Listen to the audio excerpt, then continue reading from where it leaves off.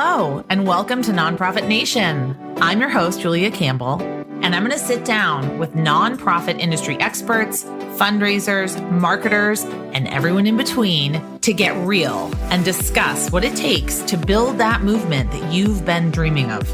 I created the Nonprofit Nation podcast to share practical wisdom and strategies to help you confidently find your voice, definitively grow your audience, and effectively build your movement. If you're a nonprofit newbie or an experienced professional who's looking to get more visibility, reach more people, and create even more impact, then you're in the right place. Let's get started.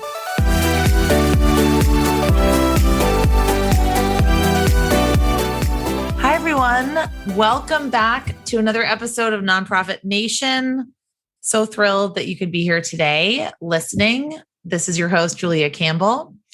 I have a very amazing guest today, one of my favorite people, one of my colleagues, Kivi Leroux Miller. She's the founder and CEO of Nonprofit Marketing Guide. She's the lead trainer for hundreds of nonprofit communicators and participants in the Communications Director Mentoring Program each year. And Kivi just can't get enough of nonprofits and entrepreneurship for good. She co-leads a Girl Scout troop. She's the president of the Lexington Farmers Market Association in Lexington, North Carolina, where she lives with her husband, 2 daughters, and 7 cats. And that's what you were talking about, that you can't leave and go on vacation. Yes. 6 of whom walked into the yard and never left. We need to hear that story. She also co-founded Grow and Go Girls, a small bakery where all net profits go into a travel fund for a group of small town girls to travel the big world, including one of her daughters. I love that. Thanks so much for being here, Kivi. Thank you, Julia. I'm so happy to sit and talk with you. Yeah. So I like to begin with your story. And I know we're not supposed to say what's your story, but I want to begin with, maybe how you got into the realm of the nonprofit sector. So when I was thinking about going to college, I thought I wanted to be a journalist, but I also wanted to be a professional environmentalist. And I got into UC Berkeley, which was the place I really wanted to go. And they didn't have an undergraduate journalism. So they only had this sort of mass communications thing, which wasn't very attractive. So I went into the environmental field. I worked for the Environmental Protection Agency.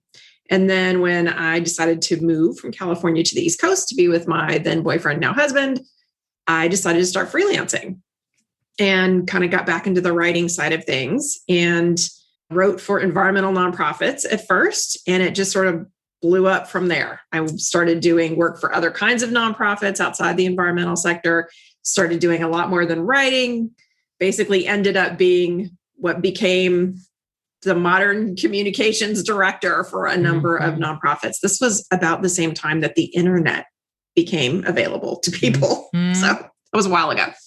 So when you started at nonprofits, you were a communications director?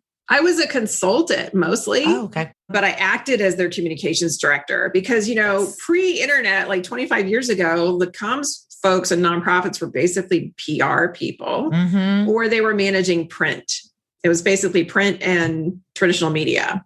And then at the same time that I started my consulting company, that's when people started realizing, oh, there's this thing called the web, and we need a website, we need to do email, and it all kind of just blew up from there.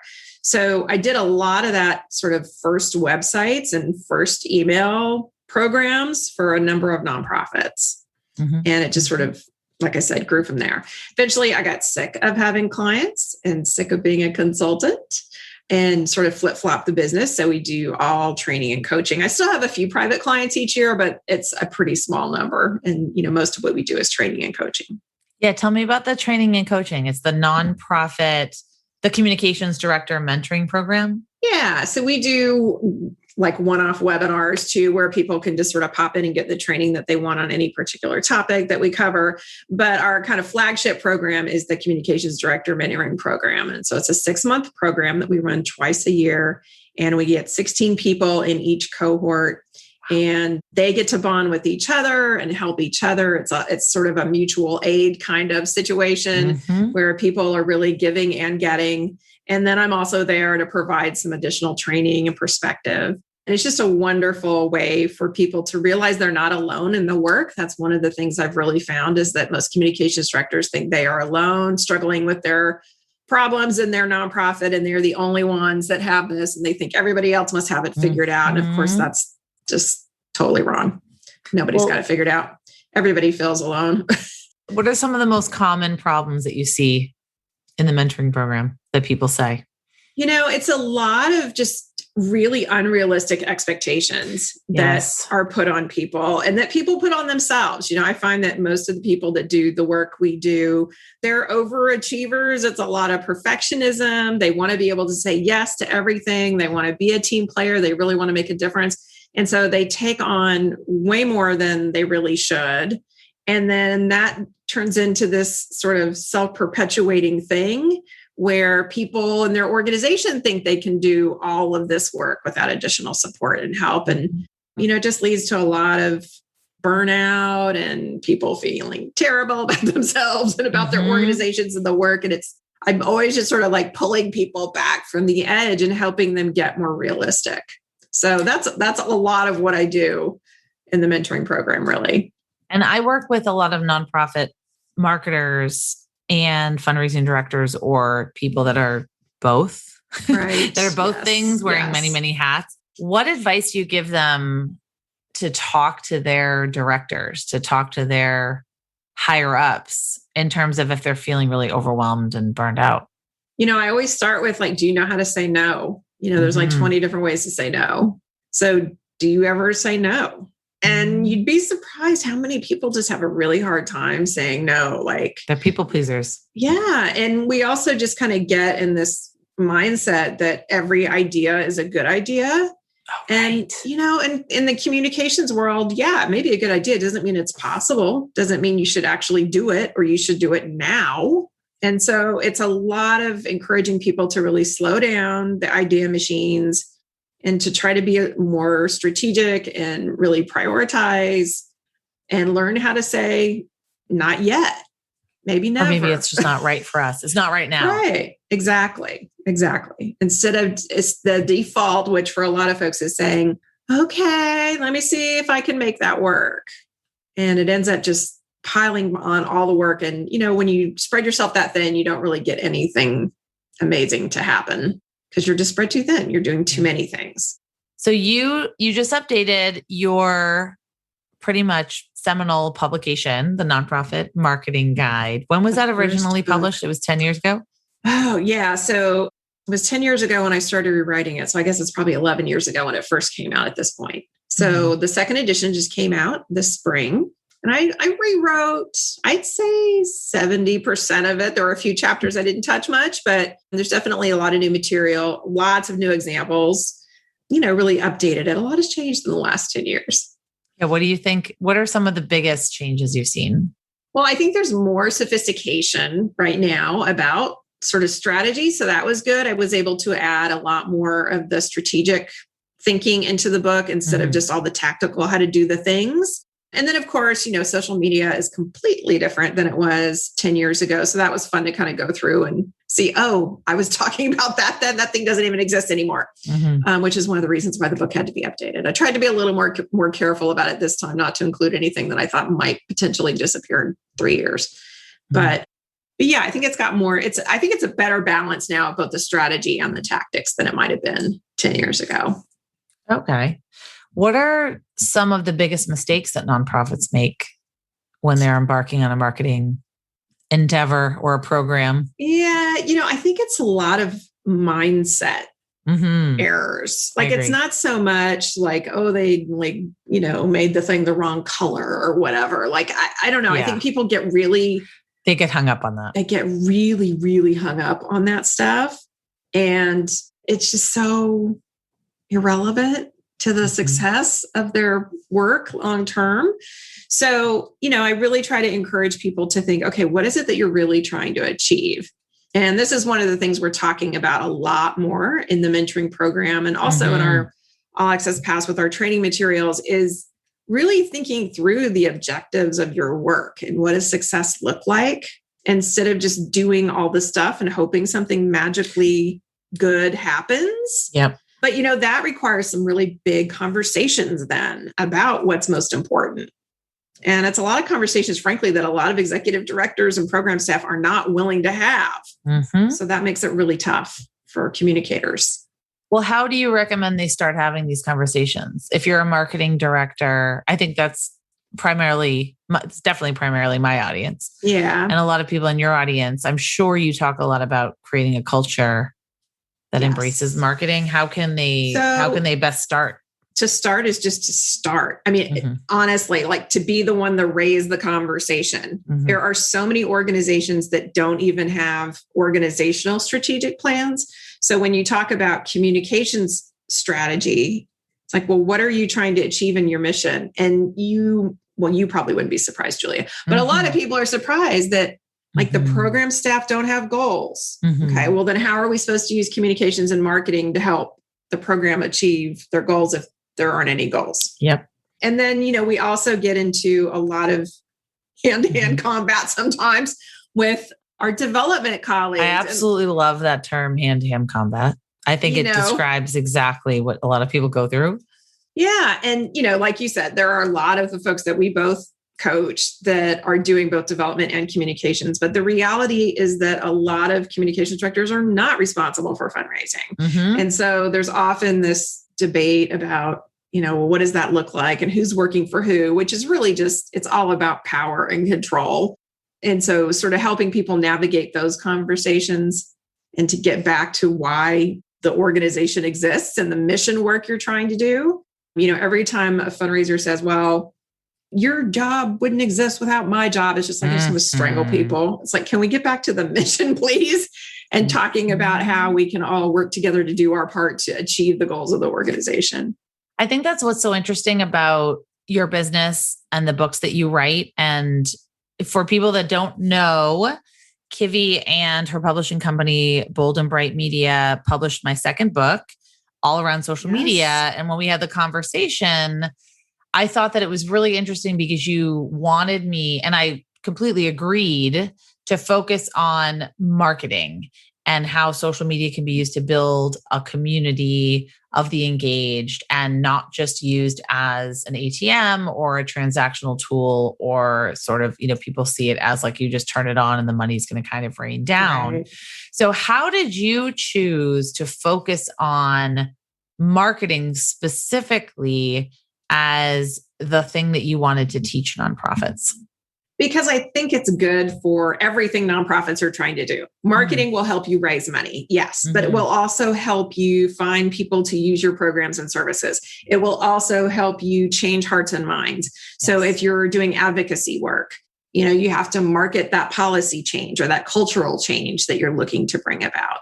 So everything that nonprofits are doing can be made better by good marketing. Mm-hmm. We coach fundraisers all the time. I'm not trying to bash development staff. I'm more trying to bash development consultants, maybe. I don't know. But I think there's so much you can do with good communications. Exactly. I feel like most of my clients are definitely marketing people, but I have been hired by development departments to help them understand more how development and marketing can work together. Yes. So how can we, just based on your expertise, while I have you here, how can we break down these silos? What are some tips that you can give to either the development or the marketing departments to break down the silos? So I think you want to look at the people you have. I mean, this is where you just have to get really honest, right? Like who's on staff right now and who has what skills. So lots of times we'll hear complaints from development staff. Well, those communications people won't let go of the donor communications and they don't really know what they're doing. And, that can be true, but it can also be true that your development staff are major donor fundraisers or event planners who can't write their way out of a paper bag. Mm-hmm. And so you do need the communication staff who are usually more skilled writers to do that work. So instead of just making assumptions based on job title, I encourage you to really figure out who's good at what. And to really figure out then who should be doing what based on the skills and training that they have and stop making assumptions about, again, who should be in control and who's working for who. Exactly. So it should be more of a partnership rather than this is my purview, this is my purview. Absolutely. And I mean, and that goes for bringing in the programmatic staff too, because, if you're doing really good, successful marketing, it means that there's a really good program or a really good fundraising campaign. There is something that you're trying to market. Mm-hmm. And so if you have good partnerships where everyone is talking at the beginning and all the way through these campaigns, you just end up with far superior results. And people end up enjoying their work and wanting to stay in the sector. And that's also something I spent a lot of time on in the communications director mentoring program. We end up, I would say, in an average cohort of 16 people, there's usually one or two that end up changing jobs during the program. That's either because they realize by talking to the other people in the program that they have a terrible job or are being treated horribly and the grass is greener somewhere else. And so they go find another job. Or they leave the sector and go to corporate America, which I just hate when that happens. Mm-hmm. So I'm really all about trying to keep people happy in the work too. So that's one of the things we really focus on a lot, is not just training you how to do your job, but how to do it in a way that you really love it and want to stay in the sector. Well, I love that your book, The Nonprofit Marketing Guide, almost led into one of your other books. Is it your second book, Calm? That's the third book. So Nonprofit Marketing Guide is kind of like the 101 starter book. Then I wrote Content Marketing for Nonprofits, which is more like the kind of advanced book on how to do the work. And then Calm Not Busy is really the third book, which is about how to manage the communications work within your organization. And it's really more that mindset book about how to approach the work so that you're really effective and that you like doing it and want to stay in it. Well, I want to talk to you about this. So calm means, or at least in the book, stands for collaborative, agile, logical, and methodical. And busy, I love this, stands for bogus, unrealistic, sidestepping, and yoked. Can you talk about calm versus busy? Yes. So, I've been doing this for however many years, 10, 15 years. And I was really thinking, okay, what does success look like? We also do the annual Nonprofit Communications Trends Report that comes out every January. Mm-hmm. And so we've been doing a lot of research on what success looks like there too. And, I found out it's not really like, how much do you know about best practices with email or social media or whatever? It's not really about that. Mm-hmm. It's really, truly that more kind of management mindset about the function of communications and marketing within an organization. And so when I really sort of dove into all of our research and, really examined all of the hundreds of thousands of conversations I've had, it came down to these factors of being collaborative, being agile, being logical, being methodical. And then I thought, well, okay, what is getting in the way of these things? And that's where busy came up. Yeah. And unfortunately, I think a lot of nonprofits end up being busy by default, right? It's the easier thing to do. Quo. Yep. And so to get away from the busy, you really have to work your way into the calm. Work your way into the calm. What are some ways we can do that? Well, I think you can look at each letter. So collaborative is like insisting on forcing these conversations like we were talking about. A lot of folks just don't even want to ask a hard question of their coworkers. It's okay to ask hard questions at work. You may not get an answer right away, but you can start the conversation. Ask why you're doing things the way you're doing. I mean, it seems so simple, but it's so hard for so many people to confront the just sort of legacy within their organizations. Mm-hmm. So being agile is really about building trust, basically, so that you can make decisions quickly. In our work, things come up all the time. There's all kinds of opportunities for people to capitalize on what's happening in the news. But if it takes 3 weeks to get an approved response, the news cycle's turned over 20 times by then. So that's agile. Being logical, again, goes back to some of the being more strategic, like we talked about, really knowing why you're doing the things, what you're really trying to accomplish, where communications is most essential to the work, to the success of the nonprofit. And then methodical is really more about the process and putting all of those different steps in place so that a communications director can take a vacation or can go on leave to have a baby or take care of their family member and not have the entire thing collapse in a heap, right? Or so that you can grow your team and know exactly where you need to delegate. So it's really more about the sort of process side of the work.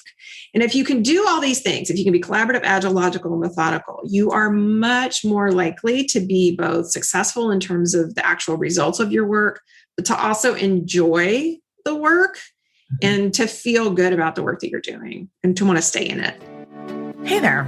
I'm interrupting this episode to share an absolutely free training that I created that's getting nonprofits of all sizes big results. Sure, you've been spending hours on social media, but what can you actually show for it? With all this posting and Instagramming and TikToking, does it really translate into action? In my free training, I'll show you exactly how to take people from passive fans to passionate supporters, and I'll give you specific steps to create social media content that actually converts. Head on over to nonprofitsthatconvert.com. Again, that's nonprofitsthatconvert.com and start building a thriving social media community for your nonprofit right now without a big team, lots of tech overwhelm, or getting stuck on the question, what do I do next? Let me show you how it's done. I can't wait to see what you create.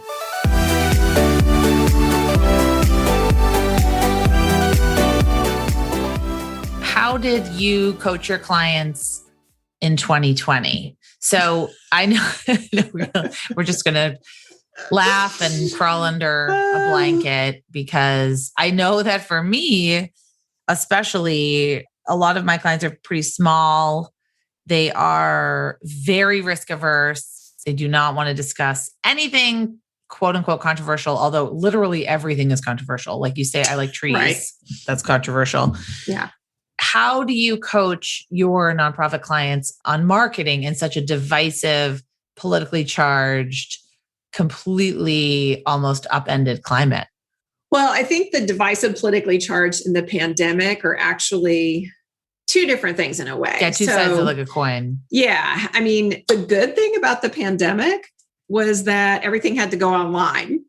Right. And it also just exposed a lot of the holes that we and so but for organizations that had been, for years, like, oh, we don't have the money to update the website that's, hasn't been updated in 10 years. All that kind of went flying out the door because people realized that in order to do the work online, they had to get their online presence functional.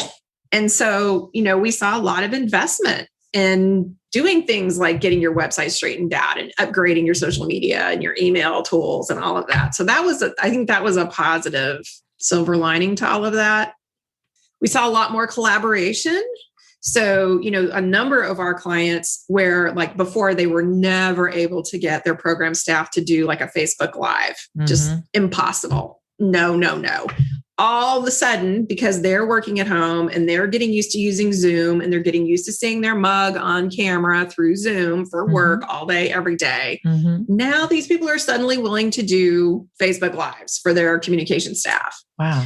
So that's been great. Like that's a side benefit, I guess, of the pandemic. On the other more divisive political climate, I think a lot of people want to be thought leaders, right? We get this request all the time. My executive director wants to be a thought leader. But they don't want to say anything controversial. Right, exactly. And so my whole thing is like, look, if you want to be a thought leader, it's all about being opinionated, essentially. You either have to have new information or you have to have an opinion. Like you just can't be a thought leader without new data or opinions. And what I tell people is like every nonprofit has values.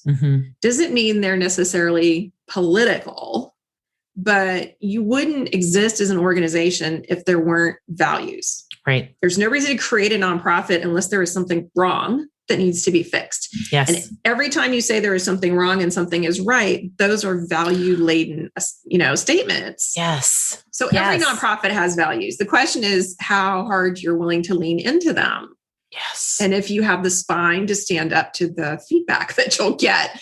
So, those are the questions, right? It's not whether you have opinions or values. It's whether you want to get in the fight or not. And I think that's a legitimate strategic question that everyone has to answer. Some nonprofits don't want to get into the fight, and they shouldn't. They can absolutely achieve their mission without having to deal with any controversy. And of course, there's others that are at the complete end of the other spectrum. So exactly. You just have to figure out where you want to be. But don't say you're going to be a thought leader and then say, oh, I'm not going to do anything political or controversial. Like, I don't see how that's possible. Exactly. If you're not offending someone, no one's paying attention. Right. And you're not challenging the status quo. And again, if you're not challenging the status quo, then why are you a nonprofit? Like, you don't deserve your 501c3. Exactly. And I know you and I, and a lot of people I talk to on the podcast, we're obviously pretty outspoken, very confident in our beliefs, confident in who we are, confident in what we stand for. And I understand that some nonprofit leaders and maybe even marketing directors, development directors, they don't have that confidence because they're afraid of losing their job. They're afraid of losing funding. But I love what you said. I think I've never heard anything make more sense. It's you are righting a wrong. And if you're not willing to stand up for that and say, this is wrong, which means there is a converse statement to that some things are right and people are not going to agree with you, because it really, I just think of, the little community arts theater in my town that, first of all, Facebook groups, completely horrible. Not the community ones. They were trying to raise money, or they were trying to, raise awareness around the arts and the importance of arts for youth, which I strongly believe in. Oh, there's a lot of people that don't believe in it, and they're going to be very vocal around it. So everything has that opposite side to it. If you're doing something important, you're going to get pushback. And if you're standing up for something, if you're putting yourself out there, if you're on social media, if you're sending emails, if you're doing Facebook Lives, you're probably going to get pushback, but it might be 1 out of 20,000 people. So I think we need to just put that in perspective. Yeah. And you don't have to engage. Like, I think you should expect pushback, right? It's like you said, even something as simple as, think arts for kids, like really, there's going to be some. Why aren't we paying for Veterans Affairs? Yes, there will be some jerk somewhere, exactly. Right? And I think our political climate has made it easier for every jerk to come out of the woodwork. So yes, everything, we will get all kinds of nasty comments about this conversation, I bet. But the thing is, you don't have to engage. And I still see people struggling with that a lot. Like, in the early days of social media, we would talk about, oh, there's this thing called trolls and how do you manage the trolls? And you still have to deal with that. But I think there's a more of a level of sophistication now about, like, some of them you don't really have to deal with. Just delete them and move on with your life. Like, they really don't deserve a response. Exactly. And I would say people arguing that, with arts programming for kids would fall in that category. It's like, I'm not going to sit here and argue with you. No. About, we're not for you. We are not for you. Yeah. It's like, move on and go spend your energy on the people who can actually help you change the world. So what marketing channels do you find most effective? And I know that's a loaded question because it depends. It does. It depends. I am really still focusing a lot with folks on email. Yes. In part because I do think it's still really effective, but there are so many kind of hidden traps, right? And it's not like the spam filter thing. Like, it's so much more sophisticated now with the same kind of algorithms that we normally talk about with social media. That same kind of stuff is going on with email. So, Google and Microsoft, all the impacts providers, like, when you send out an email, Julia, or when we send out one from Nonprofit Marketing Guide, they're watching the open rate of those early deliveries. Yes, they are. And the clicks and the engagement. And if like a lot of people were to start clicking spam for the emails we send out, those other emails at the end of that send will go directly to spam. I mean, that's kind of an oversimplified version of what's happening, but people don't even understand that that's being monitored in the same, that like they understand the idea of the news feed in social media now. They don't understand that their inboxes are kind of being regulated in the same sort of way. I mean, again, it's oversimplified. It works differently, but all of that's being watched. Yep. How many times you open email from a certain sender is being watched. Absolutely. We had this discussion in person the last time I saw you in person, which was a really long time ago. Yeah. We talked about the segmentation. People still don't get it. Yeah. They still don't get it. And how that is the next level of nonprofit email marketing is that segmentation, sending to the people that always open first so that Gmail and Outlook and they can get that signal. And then the second tier and the third tier and the fourth tier. So I think what you're saying is like for my audience is just marketing as we've normally done it, throwing up a bunch of spaghetti on the wall. Not that that really ever worked, but it doesn't work in 2021. Yeah. It's not going to work in 2022. Yeah. And I also think, I mean, maybe that's just another symptom of everything that happened last year. Another result of everything is I really think people are getting more sophisticated in some ways about the content they're consuming. Mm-hmm. Now, I know like people would say, yeah, but there's all this fake news and misinformation and people are gobbling that up. So how can you call that sophisticated? Mm-hmm. And yeah, I think that's definitely happening. But at the same time, I think people are looking for things that are relevant to them. And so doing things like segmenting and really understanding who your people are and giving your people what they want from you is so important. I see nonprofits as the antithesis to fake news because they're looking for sources they can trust. So if you want to be a thought leader, if you want to be that person that's the go-to resource, then continually give your audience trusted content, stories and how-tos and education, things that they want to consume, because I don't have time to go out. I mean, I know the issues that I care about. I don't have time to go out and sift through all of the stuff online. I want to follow a trusted resource. So I follow, Planned Parenthood, or I follow NARAL, or I follow certain organizations that I know and I trust. And I hope that nonprofits can kind of fill that void and gain that trust back. And I would encourage even smaller, local, regional nonprofits to really take that exact mindset. Because lots of times I think people think, well, we're not the national organization with all the data and the research. But I mean, there's all kinds of research that shows that local organizations have more trust than big national groups. So, go to your national organization, get their data, but as a local organization, feel free to share that out and use that to build the trust with your community, because your neighbors are more likely to trust you as a local nonprofit. I love that. All right. Well, at the time that we are recording this, I believe the mentorship is closing for the next 6 months. Yes, but hopefully when we release this, it's going to be open again. So where can people go to apply to it's called the Communications Director Mentoring Program? Yes. So it runs January to June and July to December every year. We've been doing it that way for the last 10 years, and we're actually in our 10th year, and we'll continue to do it that way. And you always have a wait list. So people get on it early. We don't really have a wait list so much.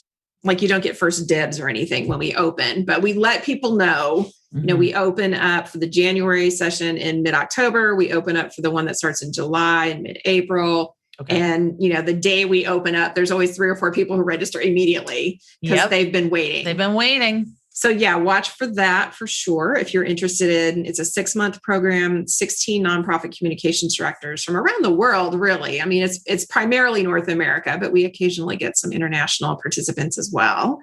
And, it will be 15 other people who totally get what you do for a living, which in itself is priceless. I love it. So, all right. Where do they go? What's the website? nonprofitmarketingguide.com. Perfect. And you'll find it all there, as well as all of our other stuff. We have so many free resources too. We have a new learning center. We do a lot of free webinars and downloads. There's all kinds of great stuff on the site. Well, now you have to tell me about your 7 cats as we wrap up. It's in your bio. You got to tell me about it. What are their names? Are they named after the 7 dwarves? They all have celestial names. So Luna and Cassie were the first 2, but then a mama cat showed up with 4 kittens, 3 of whom survived. And we were going to just foster them, but that didn't happen. And we adopted them. So that brought us up to 6. And then this year we had another walk-on who showed up, and we had pretty much decided we were going to adopt him anyway. And then somebody shot him. Oh. and he came back to our patio, and I found him and took him to the vet, and he had to have his leg amputated. No. I have a deaf cat. I have a cat with no tail because it got injured. And now I have a tripod. And then I got 4 other like normal cats, no injuries, no illnesses. 7 cats. I love it. Yeah, 7 cats, including one 3-legged one who's got his own Insta. So he has his Instagram. What's the Instagram? We all want to follow it. It's Socks the Tripod. And the way you spell tripod on Instagram is TRIPAWD. So It is Socks, SOCKS, the tripod with the W in there. Okay. Yeah. So yeah, that's my daughter and I do it. It's kind of fun. We make him, he's kind of snarky. He cusses. That's so sweet though. A little bit, not a lot, but he cusses a little bit in his Insta. I love that you created an Instagram account. Or did your daughter? I was posting about him on Facebook all the time, and people were like, "Oh, he needs his own Instagram." And so, as a joke, like I went and looked, and I'm like, "Oh, there's this huge community of 3-legged pet people on Instagram." I would bet. Mm-hmm. So, yeah, I mean, there's a community for literally everything. That's the lesson. Yes, you can find your people, no matter how different, weird, niche you think you are. There's a community for you. There's a community for you. I love that. Yeah. That kind of so there's this whole thing called the Tripod Cat Squad on Instagram. Okay. So we're all going to follow Nonprofit Marketing Guide. I know Kivi on Twitter is at KIVILM. Yes. And same thing on Instagram. You can follow the company. If you don't want to see all my kid and cat stuff, you can just follow our company handles, but you could follow me too if you don't mind the kid and tripod cat stuff as well. I love that. Well, thanks so much for being here. Thank you, Julia. And I know you're busy just starting a new cohort. It's always great talking with you. We need to talk more often. I know we definitely need to talk more often. So it was really fantastic. Thanks so much, Kivi. I appreciate it. And follow Kivi on everything on Instagram. We'll post it all in the show notes, and definitely connect with her cat on Instagram. He won't follow you back. He won't follow you back. He only follows back other tripods. So just understand the deal. See, amazing. I love it so much. All right. Well, thanks, Kivi.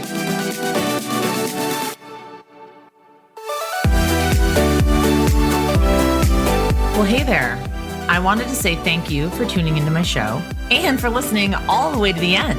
If you really enjoyed today's conversation, make sure to subscribe to the show in your favorite podcast app, and you'll get new episodes downloaded as soon as they come out.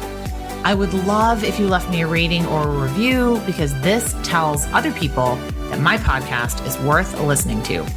And then me and my guests can reach even more earbuds and create even more impact. So that's pretty much it. I'll be back soon with a brand new episode. But until then, you can find me on Instagram at JuliaCampbell77. Keep changing the world, you nonprofit unicorn.